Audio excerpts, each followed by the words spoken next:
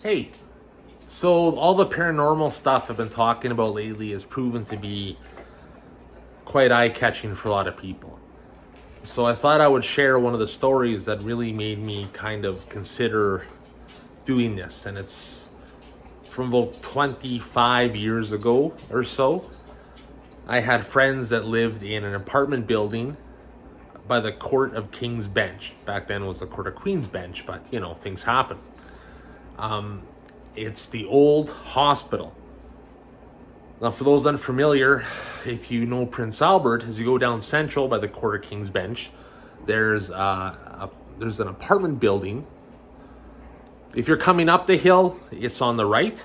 If you're going down the hill, it's on the left. But there's an apartment building there, and it was an old hospital.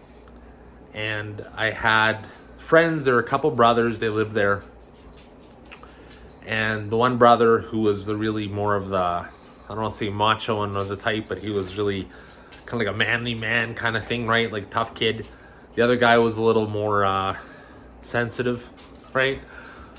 But the manly one refused to go back there. And he said that he was there by himself. And he got up to get a drink in the middle of the night. You could hear a creak, creak, creak, creak, creak, creak, right? And he's like, what? There's nothing in the room. And then he could hear it again. So when he looked out the hall and he looked down and he could see a guy in a nursing gown with one of those old poles that they use for the IV, creaking slowly down the hallway. And he shut the door and he looked again and he was gone. And he said it scared the living shit out of him. He took his stuff and he left and he went and stayed with somebody else because it freaked him out.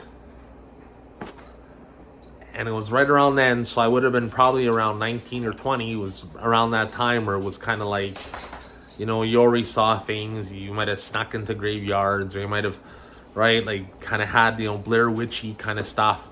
But that's one story where he was like scared shitless that, oh my God, this happened. And that story's kind of stuck with me. And I've known other people that have lived there too, and they've talked about it's just weird how to get like ice cold in their rooms and things like that, and it just had a vibe where they'd walk in, there'd be a weird smell, right? Of course, we always teased them about that, but it was a lot of things that they just couldn't explain. Now that building still stands, so there's still people living in it. So if there's anyone out there who's living in that, please let me know if that's true or not, if you happen to be watching this, or if you've experienced anything, I should say, not if it's true or not, but just based off your experiences. But I just wanted to share that with everyone just to get a sense of the type of stuff that I'm hoping that we can discuss with people. And I've had a lot of people reach out already, and I'm incredibly grateful for that. I think that's awesome. I think that a lot of people have had experiences that they just want to share and they can't explain. Or maybe they just, heard things about different things. And PA is full of those kind of stories because it's over 100 years old, this town, right? So there's lots of ghosts and goblins and those type of stories going around. So please keep sharing, keep liking, keep subscribing, keep doing all that stuff. Like I said, let's get I like to be able to talk to people and maybe put it out in more of an easier format for everyone to kind of hear the stories and get to locations. And we can make it a very spooky 2025 this year. But anyways, that's it. I'm going to let you go.